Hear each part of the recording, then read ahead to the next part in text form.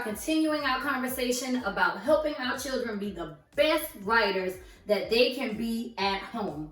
All right, tip number 1. You want to make sure that you're using a highlighter or a thick marker to help your young writers. Using a highlighter helps them to trace over the letters that you write, trace over the words, trace over the numbers that you write. Because sometimes I found that drawing those little dots and then having them connect the dots can be a little confusing for some young writers. So if you have a highlighter and if you can actually write those letters, and if you have a thick marker, you can actually write those letters out for them and just have them to trace it. That helps them a lot of time with forming those letters and also with the spacing as they begin to write sentences. All right? And then tip number 2, bring back pen pals. Whatever happened? I loved just the idea of writing a letter when I was in school to another student at a different school or a different classroom, right? Bring back the art of pen paling. You can write a letter to a family member in another state. You can write a letter to someone that may be in another city, in another country. You can even write a letter to someone in your home, right? I know my daughter loves drawing cards and making cards, and she'll put it in the mailbox as if the card was sent to our home. That's just something that she loves to do, right? So bring back that art of pen paling, having them actually write a letter to somebody else.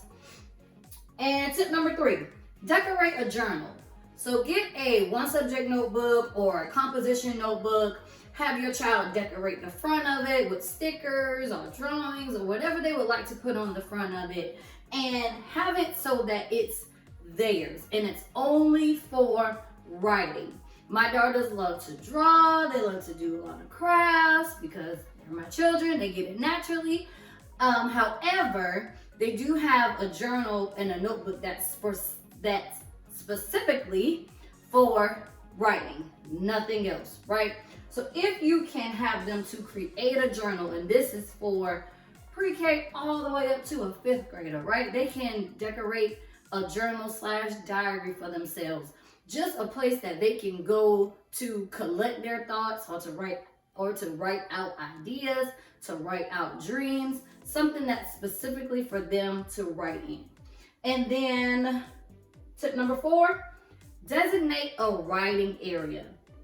When we had a hurricane, my daughters went into our loft area and they built a pillow fort and they used it for reading. However, it made me think about them having a space where they could go to write.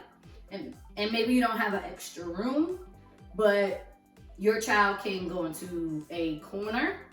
They can go to your dining room table. They can sit on the couch. Whatever they can go and create a writing space for themselves.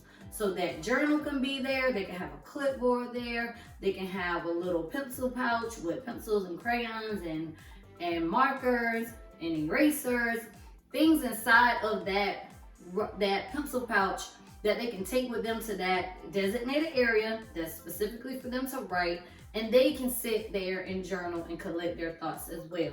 And they can call it their writing spot, right? But I want you to think through a place in your home where they can use that area, and it's specifically for them to just have some calm and some peace and to enjoy some writing time, okay?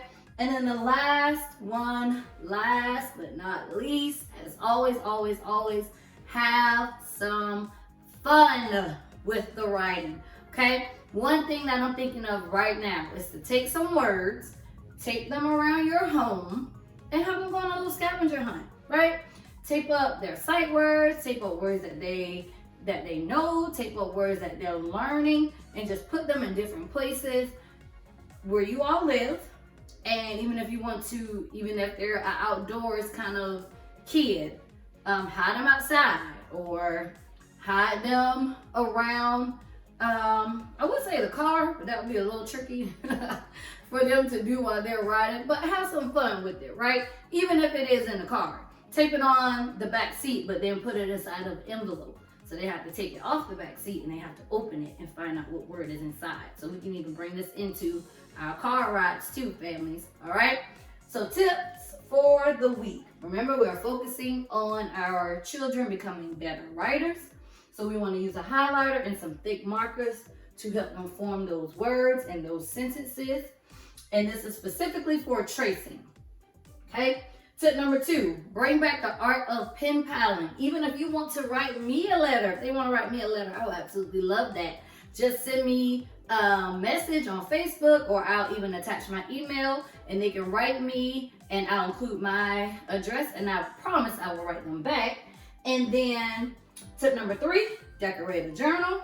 Tip number 4, designate a writing area. And tip number 5, have some fun with the writing. Okay, thank you all for watching. Continue to comment, like, share. Let me know what other tips you all need. And I will see you all next week.